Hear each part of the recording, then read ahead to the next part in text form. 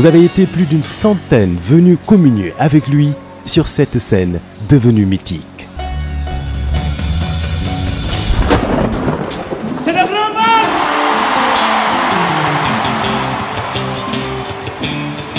De tous les coins et recoins du monde, le sourire, la bonne humeur, les préparatifs commencèrent. Les tailleurs se mirent à coudre les plus beaux boubous. L'or des bijoutiers reprirent à couler pour le bonheur des belles dames africaines.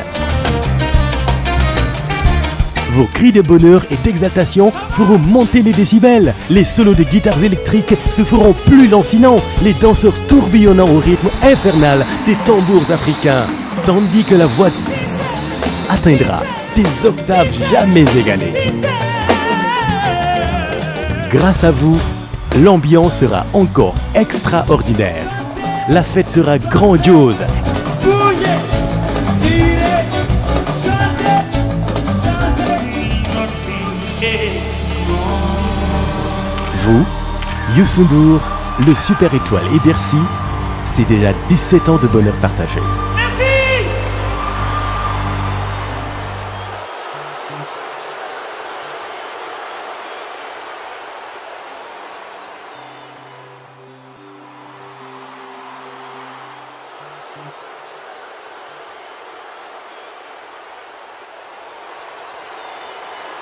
Ça, c'est Youssou N'Dour!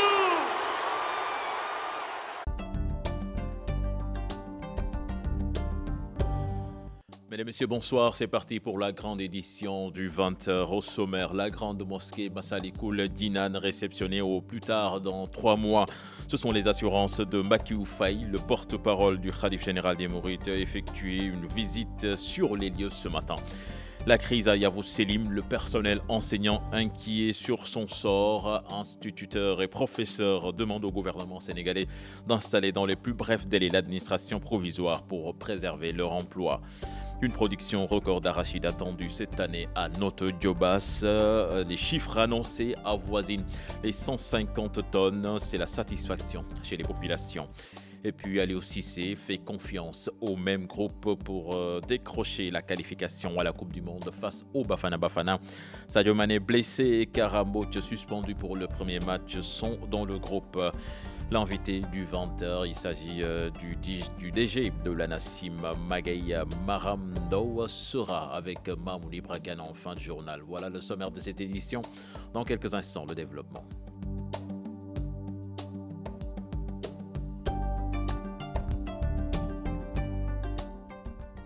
Bienvenue à toutes et à tous. La mosquée Massalikoul d'Inan sera livrée dans les 3 prochains mois. Une assurance du représentant du Khalif général des Mourides à Dakar. C'était en présence de Serigne Bass Abdou Khadre, venu s'enquérir de l'état d'avancement des travaux. Compte rendu signé Fatou Kinedem et Abdoulaye Diallo. L'édifice en phase de décoration après 5 ans de travaux, la grande mosquée Massalikoul d'Inan sur le point d'être livrée. ma dikkee fekk naa daanaka lépp àgg na biir gi itam marbre bi lépp àgg na décoration bi ay jekkale ci des waaye daanaka àgg na sonorisation bi àgg na bunt yi itam daanaka lépp ñëw na ñu ngi koy monté fi mu toll nii kon liggéey bi li ci des bëreetul.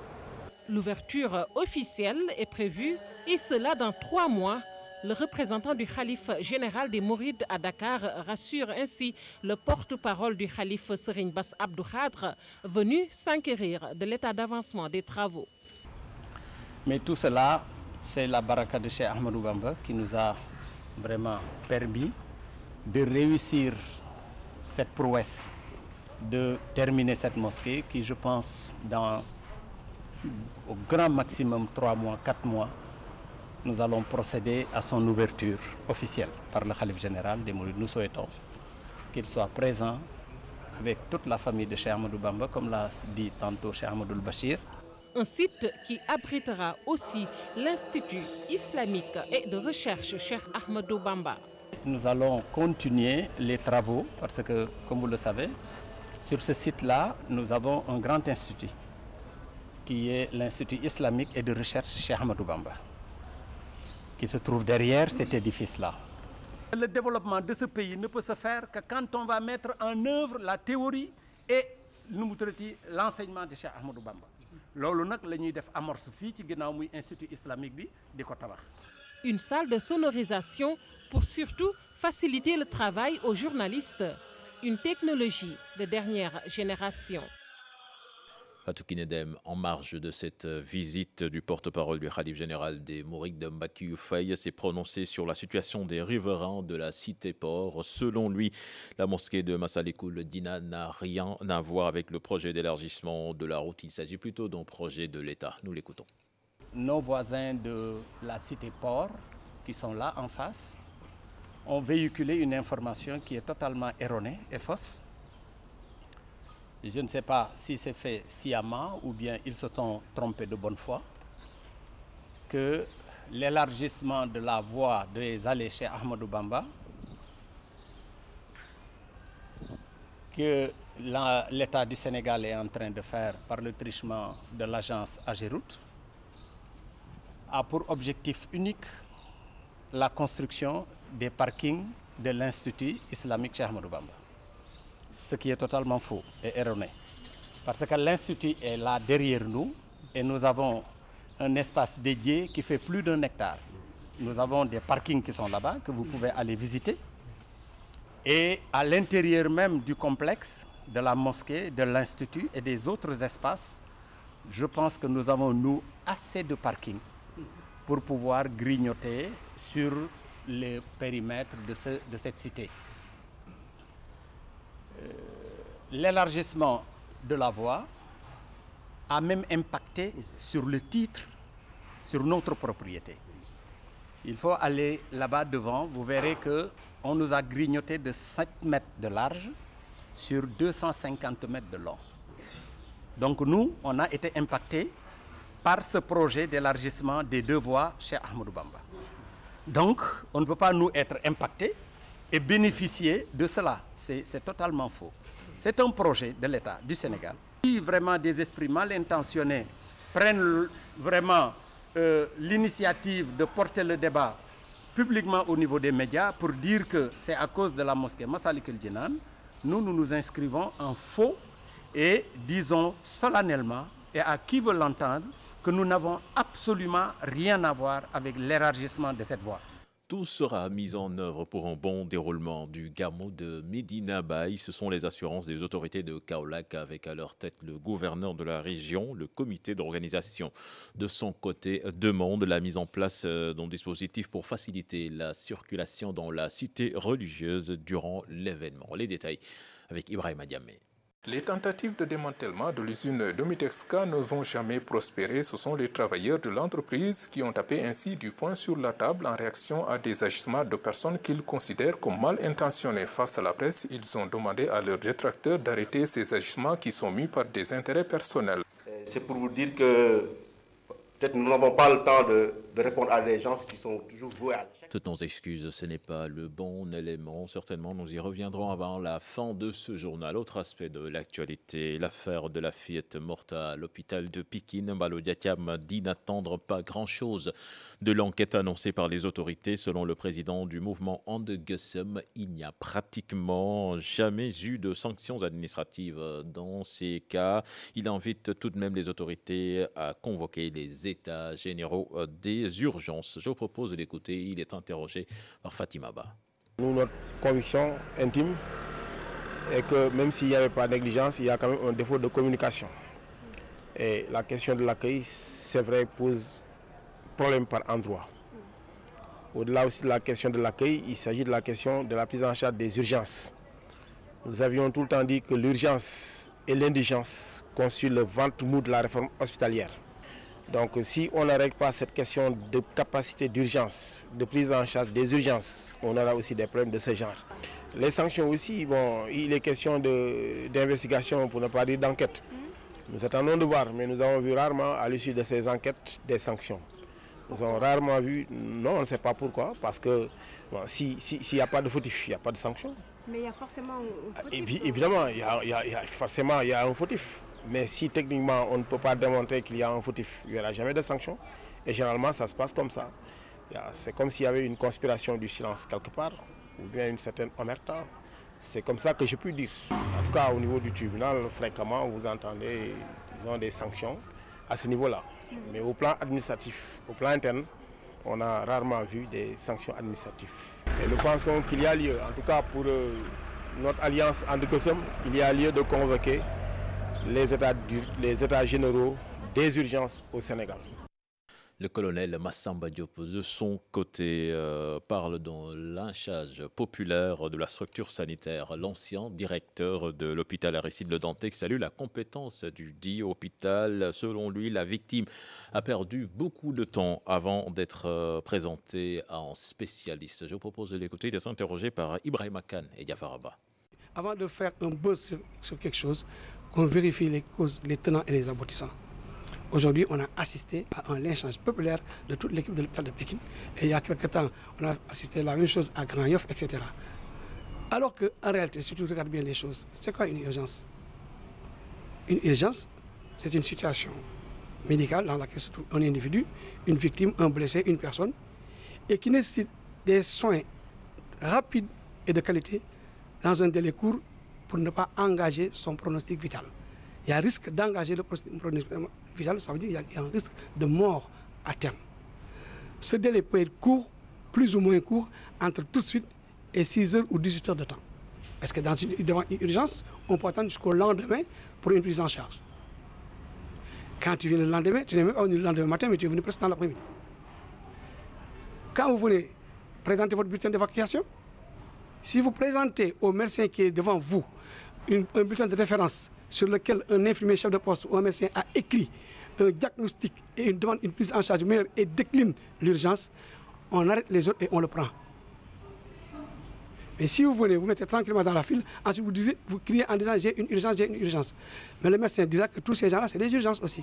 Et puis en cas de non-assistance de personnes en danger ou d'erreur médicale, le Code pénal sénégalais prévoit des sanctions. Les acteurs peuvent encourir une peine de 5 ans de prison et d'une amende d'1 million de francs CFA. C'est aussi la même sanction en cas d'homicide involontaire. Pour en savoir plus, suivez plutôt cet élément signé à Fatou Bintou Conté et Mohamed Dia.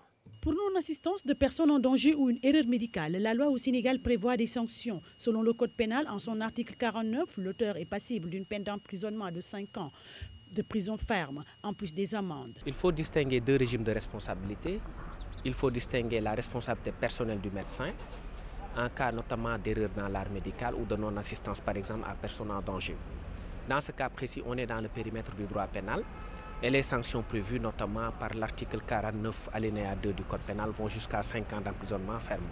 Et des amendes qui peuvent aller jusqu'à 1 million de francs. En cas d'homicide involontaire, la loi au Sénégal prévoit aussi une peine de 5 ans, selon l'avocat, Maître Bamba Sissé. Sans préjudice maintenant de peine prévue par l'article 307 qui parle d'homicide involontaire, c'est-à-dire d'homicide par accident. Parce que l'accident, ce n'est pas seulement un accident lié à la circulation routière. On peut par inadvertance ou une observation des règlements indirectement causer la mort d'un patient. Et dans ce cas, on est de plein pied dans l'article 307 du Code pénal qui prévoit le délit d'homicide involontaire qui, au même titre que le délit de non-assistance à personne en danger, est justiciable d'une peine pouvant aller jusqu'à 5 ans d'emprisonnement ferme. Ça, c'est le niveau de responsabilité au plan pénal, c'est-à-dire la responsabilité personnelle du médecin. La responsabilité de l'État peut être aussi engagée dans ces cas d'erreur médicale. Une faute de service dont l'État devra indemniser la victime. Et malheureusement, c'est des cas où même l'État peut voir sa responsabilité engagée, du fait de ce qu'on appelle le fonctionnement défectueux du service public hospitalier. Dans le cas où la faute imputable au médecin est prouvée et que cette faute ne soit pas détachable du service, c'est-à-dire ce qu'on appelle une faute de service. Une faute commise avec les moyens du service, aux heures du service et à l'occasion du service. Et dans ce cas, l'État effectivement peut voir sa responsabilité engagée. Si éventuellement une responsabilité de l'État est engagée, l'État indemnise et fait ce qu'on appelle une action récursoire contre le médecin ou les auteurs de cette faute-là, pour que ces auteurs-là puissent rembourser la somme payée par l'État à la famille. Encore une fois, la problématique de la prise en charge des urgences revient au devant de la scène au Sénégal, quand on sait que la santé fait partie des priorités pour un État. Parlons à présent de la crise à Yavuz Selim. Le personnel enseignant inquiet sur son sort. Les instituteurs et professeurs des différents établissements se sont réunis pour demander au gouvernement sénégalais d'installer dans les plus brefs délais l'administration provisoire, histoire de préserver leur emploi. Là-dessus, nous écoutons Madame Sarr, institutrice et membre du collectif. Elle est interrogée par Aminata Mbarisso. Depuis le début du problème, l'État a dit que nos emplois seront préservés. Donc, nous y croyons. Maintenant aussi, il a dit qu'il y aura une administration provisoire. Mais nous sommes inquiets parce que il y a un calendrier scolaire bien défini. Donc, si maintenant nous sommes au mois d'octobre, tous les enseignements apprentissages ont débuté dans tous les établissements du pays et nous croisons toujours les bras. Nous n'avons pas reçu d'élèves ni autre chose, pas d'administration provisoire. Donc nous sommes inquiets parce qu'aucun parent ne peut se permettre de garder son enfant chez soi pendant que les enseignements apprentissages se déroulent dans tous les autres établissements parce qu'il y a un calendrier bien établi. Nous sommes d'accord pour la préservation de nos emplois, que ce soit administration provisoire ou comment qu'on puisse l'appeler, pourvu que les activités scolaires reprennent, nous sommes preneurs. Le reste, peut-être que nous ne dirons pas que ça ne nous intéresse pas parce que Yavuz Selim, nous tournons autour de Yavuz Selim. Donc tout ce qui se passe dans cet établissement nous concerne. Mais nous sommes pour la sauvegarde de l'institution et l'intérêt des enfants. Et ça, c'est qu'il y a une structure qui doit s'installer et que les activités reprennent. Donc nous sommes pour l'administration provisoire ou quel nom qu'on lui donne, ce qui va faire redémarrer les enseignements apprentissages, nous sommes pour. Et puis pour sa première sortie après sa nomination comme ministre du Tourisme, Mame Mbaye Niang a choisi la région de Ziguinchor où il a rencontré les acteurs du secteur touristique. Ces derniers n'ont pas manqué de l'interpeller sur les questions qui plombent leurs activités. Les détails avec Boubacar Diassi et Lamine Magnan. Première visite rendue aux acteurs du secteur touristique. Après avoir hérité du portefeuille du tourisme, Mame Mbaye Niang recueille les préoccupations de ces acteurs dans la région de Ziguinchor. Certains estiment qu'il y a un lobbying dans le tourisme, mais le ministre a répondu. Je dis qu'il y a un lobbying parce que qu'est-ce qui fait qu'on ne peut pas ouvrir ces hôtels? J'ai vu des gens moi-même qui sont venus visiter, mais on nous fait comprendre qu'il y a, tant que le monsieur là est là, nous ne pouvons rien faire. Et nous ne sommes pas venus au Sénégal pour avoir des problèmes. Il n'y a pas de lobby. Ou même s'il y en avait, il n'y en a plus. Personne n'est au-dessus de la loi. Personne. Personne n'est au-dessus de la loi. 3 ans après l'exonération des taxes par le chef de l'État Macky Sall, rien ne bouge et cela fait des mécontents. Donc ma question est simple, monsieur le ministre. Est-ce que vous ne pensez pas qu'il aurait été plus honnête, plus équitable de dire on exempte tout le monde pour la Casamance, les petits, les gros, les moyens, pendant une période de 10 ans? On a déjà perdu 3 ans. Voilà, c'est simple, au moins c'est quelque chose de clair, de net, abordable pour tout le monde. Monsieur Jacou, je pense que même si on défiscalise, ça se fait par rapport à des textes. Sinon, pour un rien, des brèches vont être ouvertes. Parce que ces communes-là, ils vivent des taxes que les hôtels payent. C'est-à-dire qu'on ne peut pas se lever un bon jour et dire qu'il n'y a plus de taxes. Mais il y a des communes, il y a des mairies, il y a de l'administration. Les guides touristiques ont aussi leurs problèmes. Aujourd'hui, tout le monde se permet de se déclarer guide touristique. C'est un secteur qui doit être assaini. Un guide touristique, c'est un métier. Nous travaillerons à apporter des réponses précises à vos préoccupations. Le ministre Mame Mbaye Niang s'est rendu à Enampor, mais surtout dans la cour du roi d'Oussouye pour recueillir des prières. Nous restons dans le sud du pays avec la réplique du maire de Tangori après la marche de protestation des populations qui réclamaient de l'eau potable et de l'électricité. Boubacar Libas Diémé, pour se défendre, a fait face à la presse pour faire parler son bilan. Nous l'écoutons. C'est pour dire que c'est des gens, un groupe, mais c'est leur rôle. Les critiques, ça améliore l'exécutif que nous sommes. Mes administrés ont droit à m'interpeller. Moi, je l'ai cadré dans le contexte d'interpellation. L'éducation, nous avons plus de 200 millions aujourd'hui que nous avons réalisé. Je peux me retrouver à 100 classes construites par la collectivité locale. Je crois qu'en matière de développement aujourd'hui, nous avons Olof di Waxé Wedi, Gis Bokosi. Aujourd'hui, je peux vous dire, en électrification, on est sur 15 villages. Le maillage en matière de l'eau potable, en tant que collectivité locale, dans les secteurs que je venais de citer, nous avons fait le mieux On a fait très bien, on a bien fait et nous ferons encore demain plus que ce que nous avons fait aujourd'hui. Nous comprenons notre devoir, notre rôle, le rôle de la collectivité locale. L'article numéro 1 des collectivités locales, nous avons la libre administration. Nous avons le rôle de promouvoir le développement de notre cité. Notre Djobas, dans le département de Thiès, va réaliser la production record d'arachides cette année. 150 tonnes d'arachides sont attendues en chiffre d'affaires de 325 millions de francs CFA. Une satisfaction pour les jeunes de la localité et les autorités. Les détails avec Chéranta Diop et Seyla Terre. L'équipe du domaine agricole de Notto Diobass, conduite par son chef et le maire, a procédé à une visite technique des champs d'arachides. Tout le monde soutient les DAC. Les jeunes sont engagés. Et aujourd'hui, ils ont accepté de se lancer dans des navétanes agricoles avec le Notto Diobass, avec le DAC. Le domaine agricole communautaire de Notto Diobass s'est lancé cette année dans une production d'arachides. Au finish, les objectifs ont été largement atteints. Si nous le produisons sur les 1000 hectares qui ont été délibérés, vous voyez donc tout de suite le chiffre d'affaires potentiellement réalisable par ces entrepreneurs. Donc cette année, c'est 325 millions de chiffre d'affaires si on se base sur le prix homologué par l'État du kilo d'arachide.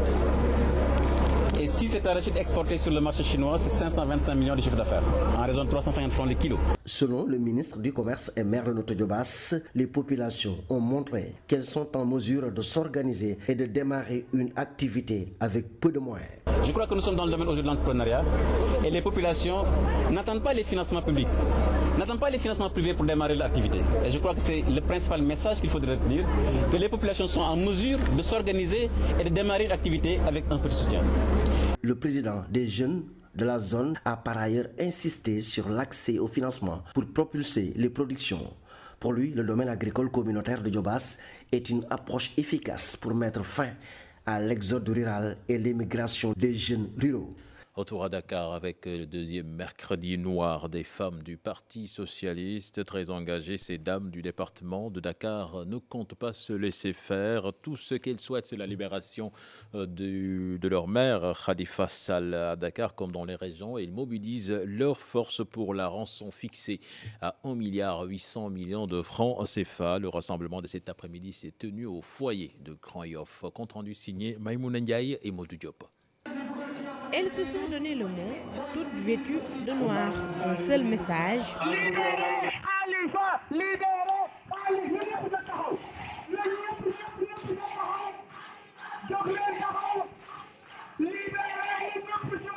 Les femmes du Parti socialiste ne veulent pas être en reste pour la libération du maire de Dakar, Khalifa Sall.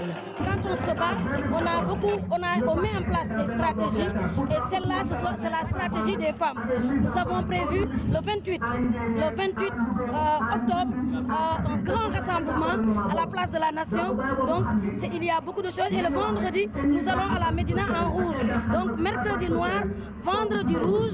Ensuite, nous allons vers un très grand rassemblement avec la société civile, avec tous ceux qui sont épris de justice pour défendre les libertés. Jusqu'ici, Khalifa Sall est considéré comme un détenu politique. Pour la coordonnatrice des femmes de Grand Yoff, le combat ne fait que commencer. C'est un divertissement.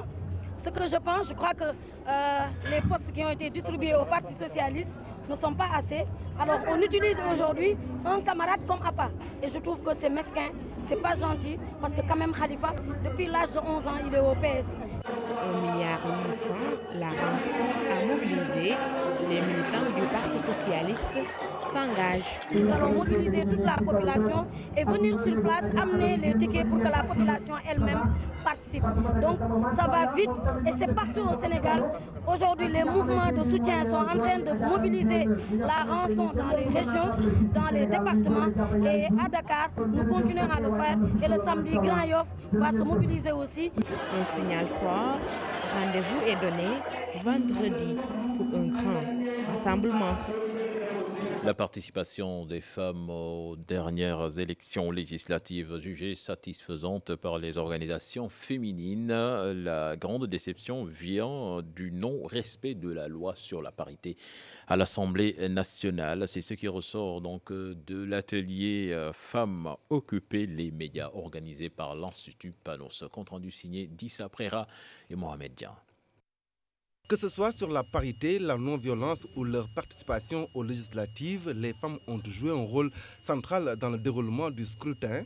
Une participation jugée satisfaisante malgré quelques déceptions notées, surtout dans le respect de la parité à l'Assemblée nationale. Malheureusement, le résultat de la participation par rapport à ce volet, il faut reconnaître qu'il est assez mitigé et sur ce volet, sur ce point-là, il est relativement négatif parce que la loi a été violée sur ce plan. Et ça, c'est un recul pour nous par rapport à la 12e législature.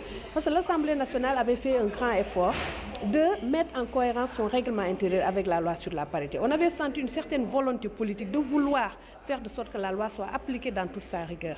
Mais malheureusement, lors de la 12e législature, le bureau était paritaire, bien que les commissions quand même ne l'étaient pas. Mais cette fois-ci, nous avons vu que même le bureau n'est pas paritaire, de même que les commissions. Femmes, occuper les médias, un projet de l'Institut Panos qui vise la promotion du travail des organisations féminines dans les médias. La presse, un acteur incontournable dans le processus de vulgarisation et de sensibilisation des acquis et des défis. L'Institut Panos, maître d'œuvre du projet Femmes occuper les médias, veut renforcer les femmes et leur présence dans les médias. Le projet Femmes occuper les médias vise à renforcer la présence des organisations de la société civile au niveau des médias, d'une part. D'autre part aussi, à renforcer les contenus médiatiques liés aux droits des femmes. Et en partie aussi créer un cadre de concertation entre les organisations de la société civile et des médias pour discuter des productions médiatiques liées aux droits des femmes. Et en dernier lieu, avoir un cadre de concertation entre les organisations de la société civile, les médias, les autorités politiques et les leaders religieux pour discuter de la promotion des droits des femmes. À la suite de cet atelier d'échange et de restitution, les défis à relever seront annoncés. Au-delà du Sénégal, le projet intervient aussi au Mali, au Niger et en Côte d'Ivoire.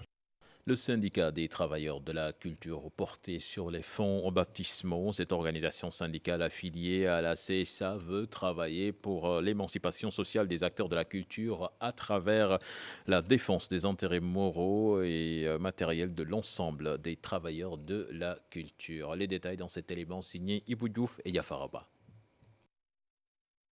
Ils sont du monde des arts et de la culture. Ils veulent prendre en charge les revendications des acteurs culturels.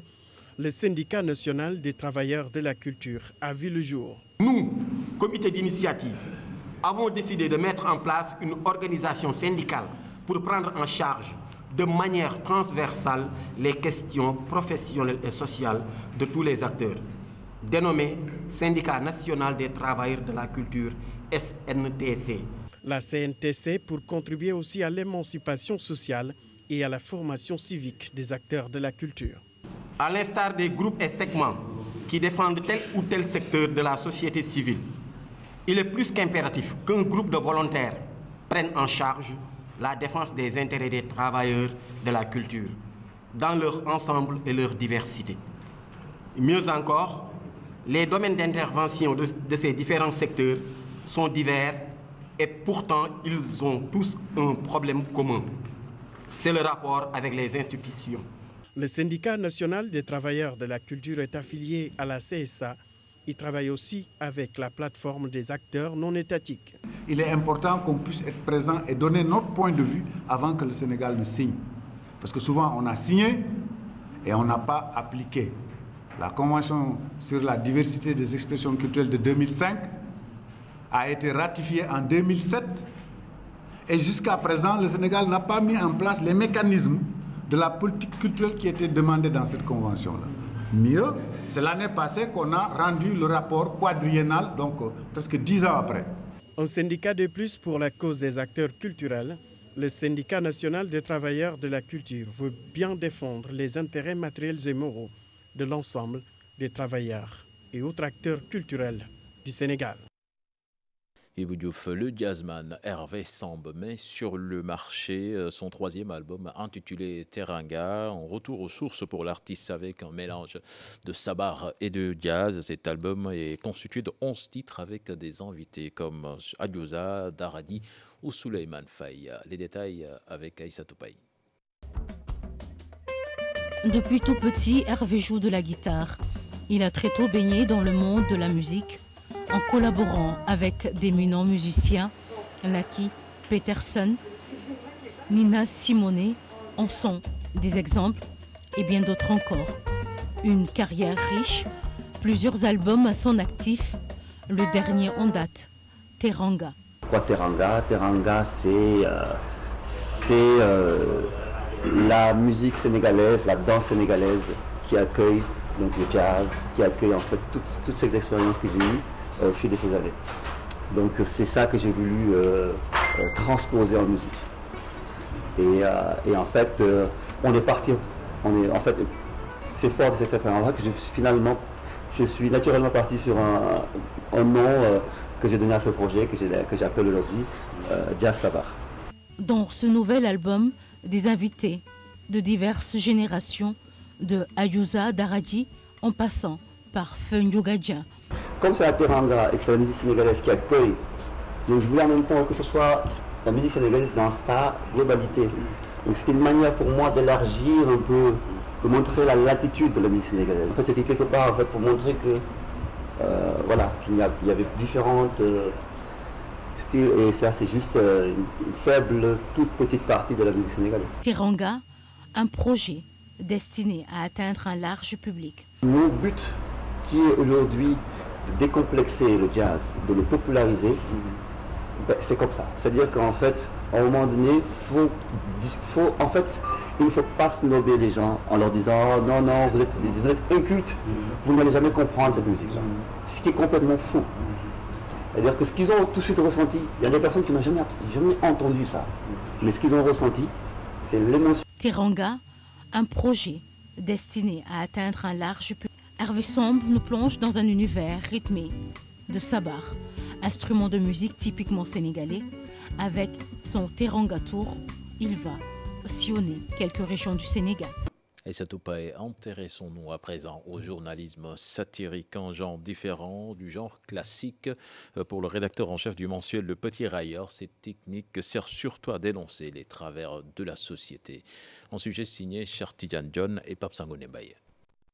Sur les roll-ups installés ça et là dans la grande salle de la rédaction du Petit Railleur, des images volontairement déformées de la réalité prouvent que nous sommes dans le cosmos des satires. On cherche généralement à débusquer l'information qui intéresse tout le monde, peut-être, mais dont personne n'ose parler. Ça, c'est la fonction de la satire. Maintenant, il y a la manière de restituer l'information. Ce genre rédactionnel n'a pas pour vocation de divertir, mais plutôt dénoncer les travers et les défauts observés au sein de la société. Le calembour, l'ironie, la raillerie, les jeux de mots, tout ce qui fait, qui donne une sorte de coloration, de rythme, qui permet d'amuser la galerie, permet aussi de faire passer l'information sensible. Certes, l'écriture y est pour quelque chose, mais la caricature en est une autre. C'est de l'illustration. Dans la presse classique, la photo, c'est de l'information. Quand vous prenez une photo, vous fixez un instant et vous informez.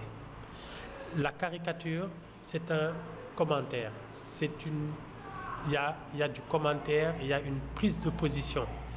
Il y a en plus, par exemple, dans la manière de déformer le personnage, de le présenter, il y a un message qu'on fait passer. Y a-t-il un avenir prometteur pour le métier de journalisme satirique au Sénégal? Je pense